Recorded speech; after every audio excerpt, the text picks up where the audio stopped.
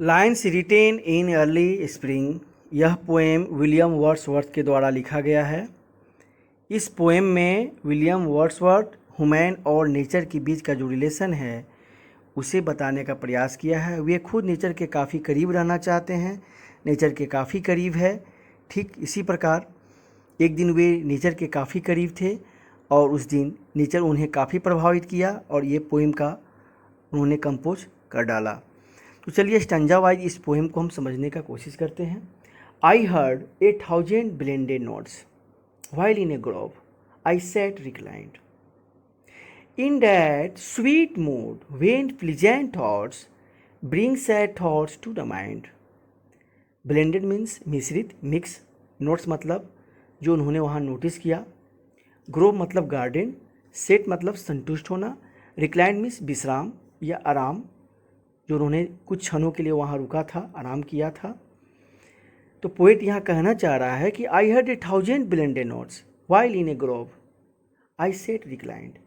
जब मैं बगीचों में बैठा हुआ था, काफ़ी संतुष्ट था, विश्राम कर रहा था, तभी मैंने हजारों ब्लेंडेड नोट्स को नोटिस किया। ब्लेंडेड मीन्स नेचर में तो काफ़ी आवाज़ें होती है ना, चिड़ियों की आवाज़ें होती है, बहुत सारे चिड़ियों की आवाज़ें होती है, पत्तियों की सरसराहट होती है। ये सारी आवाज़ें एक साथ मिलकर मिक्स होकर एक अलग ही आवाज़ निकाल रही थी, जिसके लिए उन्होंने ब्लेंडेड नोट्स वर्ड का यूज किया। तो जब मैं उपवन में बैठा हुआ था, बगीचों में बैठा हुआ था और विश्राम कर रहा था, मैं काफ़ी संतुष्ट था, तभी मैंने हजारों आवाज़ें सुनी। In that sweet mood when pleasant thought. उस मधुर भाव में मैं काफ़ी खुश था। मेरा मन के अंदर काफ़ी सुखद विचार उत्पन्न हो रहे थे और इसी सुखद विचारों ने एक उदास भरी विचारों को भी जन्म दिया, यानी लाया। यानी उन दिनों को भी उन्होंने याद करना शुरू कर दिया, जिससे इनकी मन जो है काफ़ी दुखी हो गया। Second stanza of this poem. To her fair works did nature link the human soul that through me ran and much it craved my heart to think what man has made of man. To her fair works, fair means निष्पक्ष, did nature link the human soul that through me ran.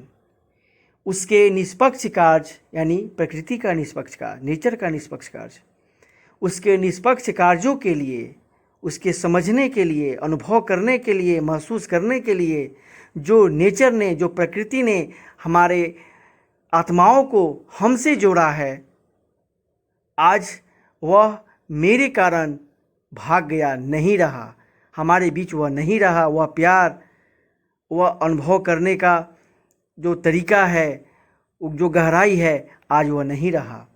And much it grieved my heart to think. और इसी बातों को सोचकर मेरा दिल जो है, मेरा मन जो है, और ज़्यादा दुखी हो रहा है।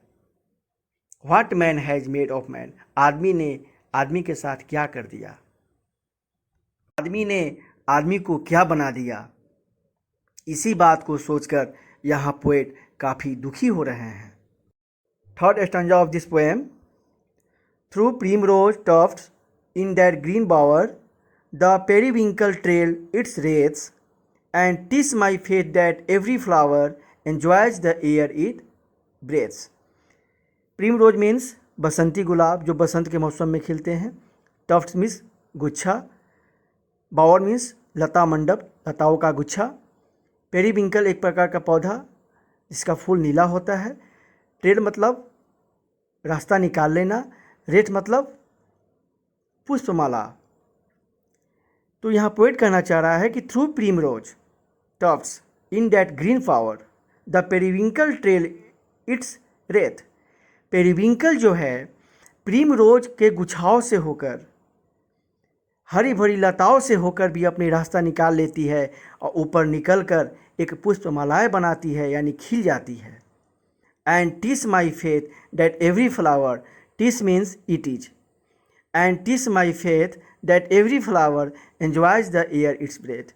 और मुझे विश्वास है कि यहाँ जितने भी फूल हैं, सारे फूल जो हवाओं में सांस लेते हैं, इन हवाओं के साथ आनंद उठाते हैं। एंजॉय करते हैं। Fourth stanza of this poem, the birds around me hopped and played, their thoughts I can not measure, but the least motion which they made it seemed a thrill of pleasure. Poet यहाँ कहना चाह रहा है चौथे stanza में कि the birds around me hopped and played, their thoughts I cannot measure. Hopped means फुदकना, कुदकना। The birds around me hopped and played, their thoughts I cannot major. चिड़िया जो मेरे सामने मेरे चारों ओर फुदक रही थी, खेल रही थी, मैं उसके खुशी को, मैं उसके सोच को नहीं माप सकता। But the list motion which they made it seemed a thrill of pleasure. लेकिन जो उनकी गति थी, जो उनका चहल पहल था, उससे मैं यह अंदाज़ा लगा सकता हूँ, मुझे ऐसा लग रहा था कि ए थ्रिल ऑफ प्लेजर, वे खुशी से रोमांचित हो रहे थे, खुश हो रहे थे, रोमांस कर रहे थे। Fifth stanza of this poem, the budding twigs spread out their fan to catch the breezy air, and I must think, do all I can, that there was pleasure there. Budding means नई, नवोदित, नया। Twigs मतलब branch, टहनी। Poet यहाँ कहना चाह रहा है कि the budding twigs spread out their fan to catch the breezy air. जो नई टहनियाँ थी, जो नई ब्रांचेस थे पेड़ों के, झाड़ियों के, स्प्रेड आउट देयर फैन, अपने टहनी को फैला रहे थे, बाहों की जैसे तो अपने टहनी को फैला रहे थे। To catch the breeze air, यानी इस ठंडी हवाओं को पकड़ने के लिए।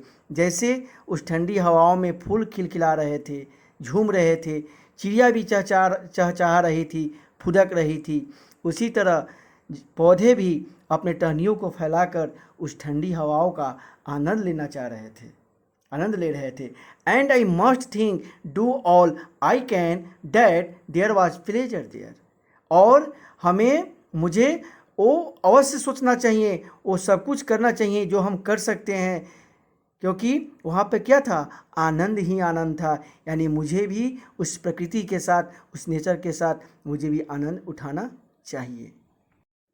Sixth and last stanza of this poem, if this belief from heaven be sent, if such be nature's holy plan, have I not reason to lament what man has made of man? Poet इस स्टैंजा में क्या कहना चाह रहा है?